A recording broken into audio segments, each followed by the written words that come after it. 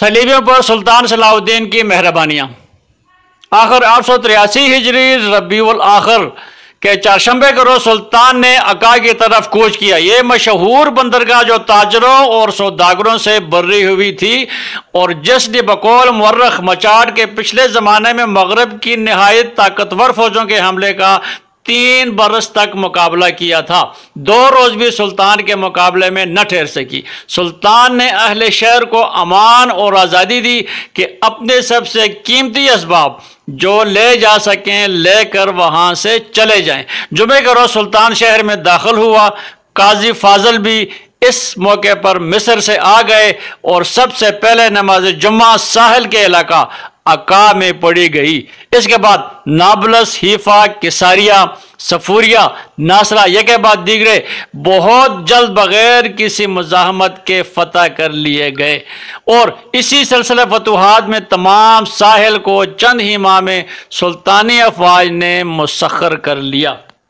ایک مورخ نے ان میں سے بعض مشہور مقامات کے نام کچھ یوں بتائے ہیں: تبریہ، عکا، زیب، مالیہ، ناصرہ، اور، صفوریہ، فولا، جنیس، ارعین، دیواریہ، عصر بلا، بیان، نابلس، لجون، بیرہ، ارسوف، کساریہ، حیفا، سرفت، سیدہ، بیروت قلعہ، ابی الحسن، جبیل، مجد الحباب، داروم، عزا، اسکلان، تل صافیہ، تل احمر، اترو، بیت جریح، جبل الخیل، بیت اللحم، لاب، ریلا، کریتا، القدوس، صوبہ ہرمز، صلہ، عزو، شکیف۔ ان مقامات میں سے اکثر تو سلطان نے امن اور مسالت کے ساتھ لے لیے۔ ان کے باشندوں کو اپنا مال و اسباب لے کر امن سے جانے کی اجازت دے دی۔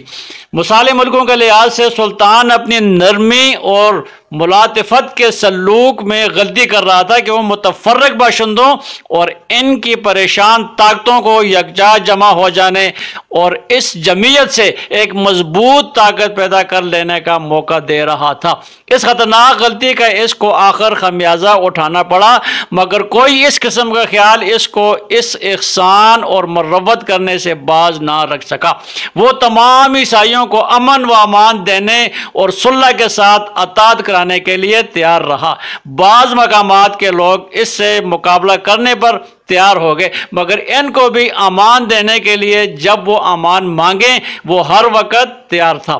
مثلا اسکلان کے لوگوں نے، جو ایک نہایت مضبوط اور ساتھ ہی نہایت مفید مقام تھا کیونکہ مصر کے ساتھ براہ راست آمد و رفت کے تعلقات قائم کرنے کا ایک محفوظ اور کارآمد ذریعہ تھا، مقابلہ کیا اور جب سلطانی فوج نے قلعے کو توڑ کر شگاف ڈالا اور سلطان نے باشندوں کو اس وقت بھی امن قبول کرنے کے لیے کہا تو انہوں نے انکار کیا اور مقابلے کے لیے ارادے کو نہ چھوڑا۔ لیکن گوئی بادشاہ یروشلم نے، جو سلطان کی قید میں سلطان کے ہمراہ تھا، اہل اسکلان کو سمجھایا کہ تم اپنے بچاؤ کی بے فائدہ کوشش میں اپنے اہل و عیال کی جانوں کو خطرے میں نہ ڈالو۔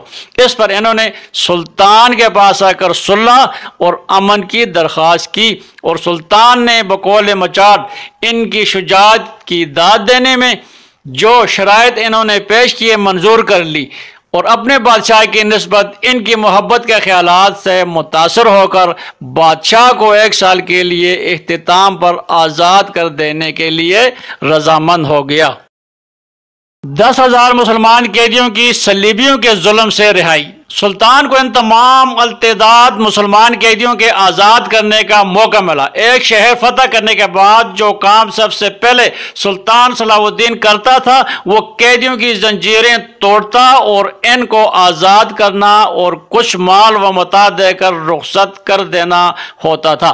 اس سال میں سلطان نے 10,000 سے زیادہ مسلمان قیدی آزاد کیے جو مختلف مقامات پر عیسائیوں کی قید میں تھے۔ ساحل کے تمام ملک کے فتح ہو جانے پر صرف سور اور بیت المقدس عیسائیوں کے ہاتھ میں اور قابل فتح رہ گئے تھے اور یہ سب کچھ بیت المقدس کے واسطے تھا جو کیا گیا تھا۔ یہ نور الدین زنگی رحمۃ اللہ علیہ کی عمر بھر کی آرزو تھی جس کے پورا نہ کرنے پر سلطان صلاح الدین نے اس کو اپنی زندگی کا مقصد اور تمنا قرار دیا تھا اور اسی ایک بڑے مدعے کو پیش نظر رکھ کر اپنے تمام کاموں کی علت ٹھہرایا تھا۔ اسی غرض سے مسلمانوں حکومت کو منتشر طاقتوں پر اور پریشان اجزاء کو جمع کر کے ایک متحدہ طاقت بنانے کے لیے ایک عرصہ دراز تک لگا رہا اور سرتوڑ کوششیں کی تھی، اور یہی دن تھا جن کا انتظار اس نے ایسے صبر اور تحمل کے ساتھ کیا تھا اور جن کے وہ اب اس قدر قریب پہنچ گیا تھا۔